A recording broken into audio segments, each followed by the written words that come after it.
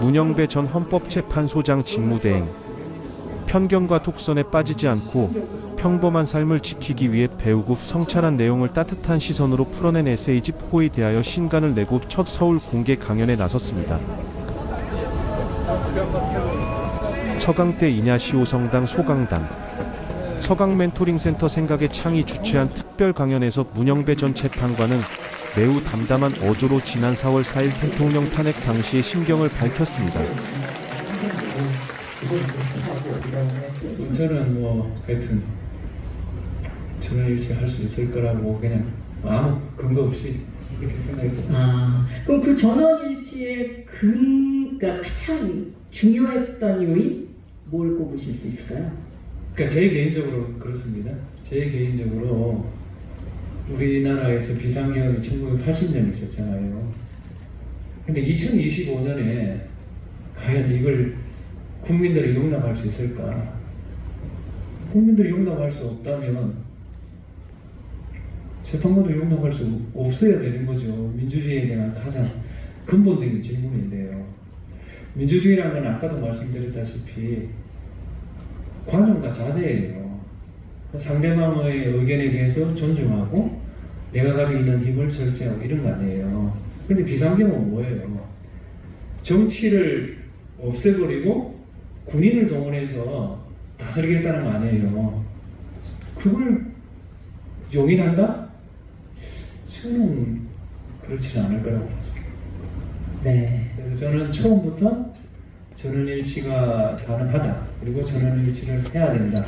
이렇게 생각했고 시간은 더 걸릴 수 있다. 서두르는 문제는 아니다. 왜냐하면 이런 사건은 표결을 한 번 하고 또 한다는 게 불가능해요. 여러분 한번 생각해보세요. 표결을 한 번 했는데 어떻게 바꿔요? 그렇기 때문에 충분히 토론하고 충분히 생각한다. 표결하는 게 좋다. 처음부터 그렇게 생각했습니다. 그래서 조금 시간이 걸렸군요. 4월 1일 날 표결을 하셨죠. 그 4월 1일 날로 정한 이유가 있습니까? 이제 그때는 제 나름대로 우리가 다 아시겠지만 인용론, 기관론을 수정을 했잖아요. 수정을 하여튼 여러 번 해가지고 어느 정도 마무리되었다. 객관적으로 1번이고요. 2번은 제가 4월 18일 날 퇴임을 하지 않습니까? 그러면 4월 4일 정도는 선고가 되어야 되지 않겠느냐 하는 주관적인 어떤 관점, 이 두 개가 일치된 날이 4월 1일입니다. 이 전원의 일치라는 게 사실은 이제 그게 바로 리더십이고요. 그 리더십에 혹시 문영배 재판관님의 그 가끔씩 튀어나오는 유머 이런 것이 작용하는 거 있나요?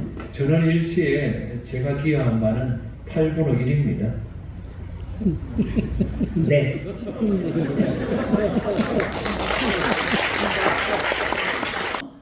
2025년 4월 4일 그날로 가보도록 하겠습니다. 재판관 전원의 일치된 의견으로 주문을 선고합니다. 탄핵 사건이므로 선고 시각을 확인하겠습니다. 지금 시각은 오전 11시 22분입니다. 주문 피청구인 대통령 윤석열을 파면한다. 네. 4월 4일 오전 11시 22분 이 시간에 여러분은 어떤 일을 하셨고 또 무슨 생각을 하셨습니까? 사람이 일생을 살면서 매우 중요한 역사의 변곡점의 주인공이 되는 일은 그리 흔치 않은 일입니다. 이날 문영배 재판관님의 목소리는 근심하던 대한민국을 민주주의가 살아있는 대한민국, 헌법이 살아있는 대한민국으로 바꾸어주는 마법의 주문이었습니다. 1992년 부산에서 지역법관으로 법조인의 삶을 시작한 문영배 재판관님. 어린 시절에는 교복 살 돈이 없어서 남의 이름이 쓰여진 교복을 입고 졸업사진을 찍어야 했던 가난과 함께 보냈던 시절, 그리고 김장하 선생님이라는 큰 어른을 만나서 장학금을 받으면서 성장하셨습니다. 그랬기 때문에 아마도 이 세상이 베풀어주는 호의에 대해서 좀 더 깊게 남들보다 생각하고 느끼시지 않았나 이런 생각을 합니다. 서강대학교 멘토링센터 생각의 창, 경험이 주는 미래라는 그러한 기치 아래 87명의 회원들의 기부금으로 운영되는 곳입니다.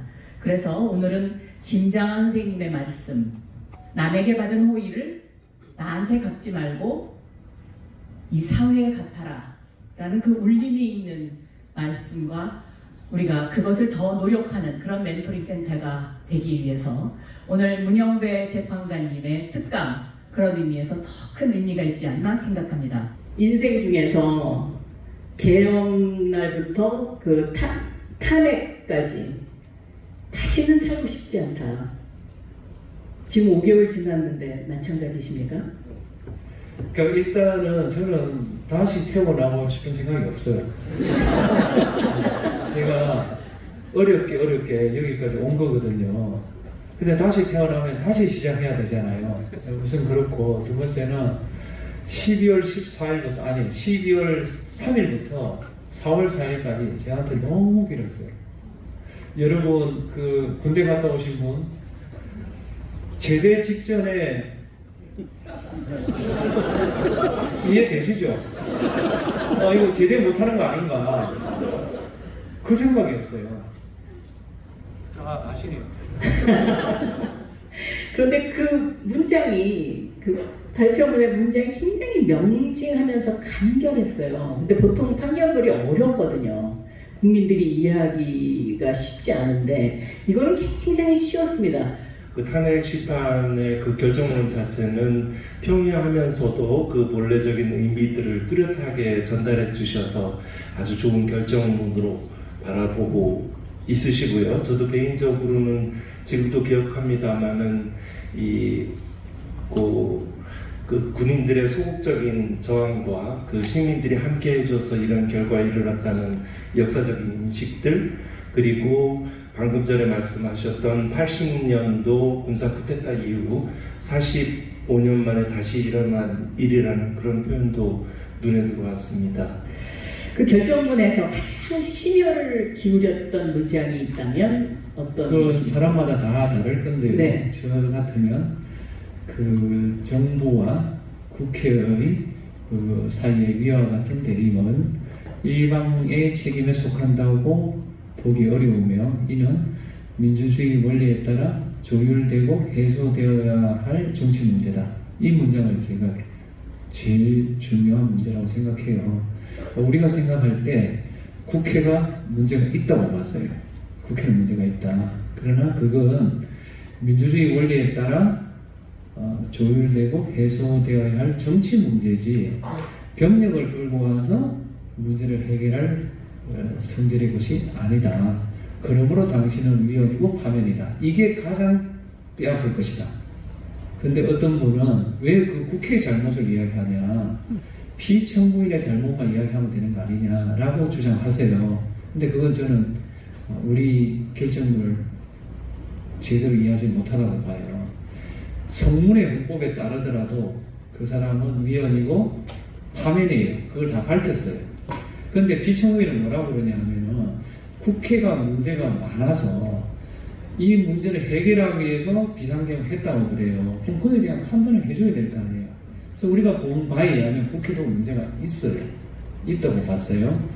있지만 그거는 말 그대로 정치 문제라. 정치 문제는 그 가정과 자제로 대화와 타협을 해가 풀어야 되지 비상계엄을 동원해서 풀 문제가 아니다 라고 선언해야만 그 논리가 완성된다. 저는 그렇게 봤습니다. 네. 이 돌이켜보실 때 결정문에서 이 문구는 조금 수정을 했으면 좋겠다. 지금 돌아보니까 이런 거 있으십니까? 저는 없습니다. 제가 본 결정문 중에 이거보다 더 공들여 쓴 결정문 없었다. 이렇게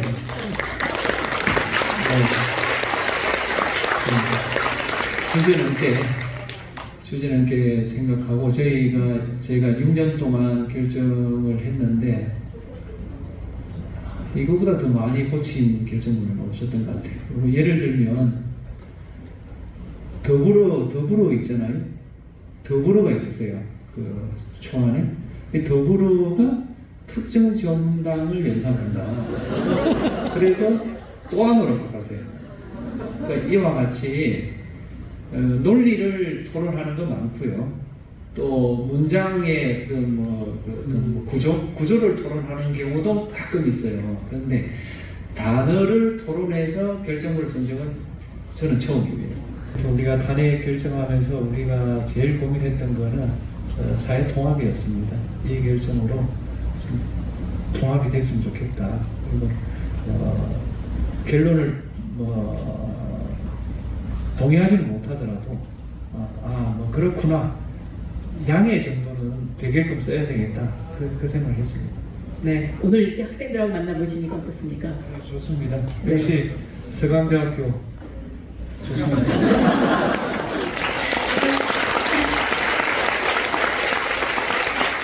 이 강좌는 오픈 강좌라서 서강대가 아닌 다른 학교에서도 아마 많은 학생들이 와 것으로 제가 알고 있습니다. 경희대도 좋습니다.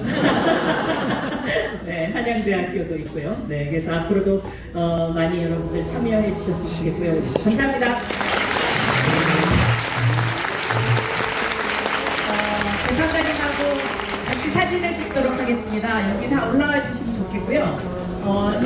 인야시오강 강강 건너편에 성당에 계신 분들도 함께 이쪽으로 와주시면 좋을 것 같습니다. 네.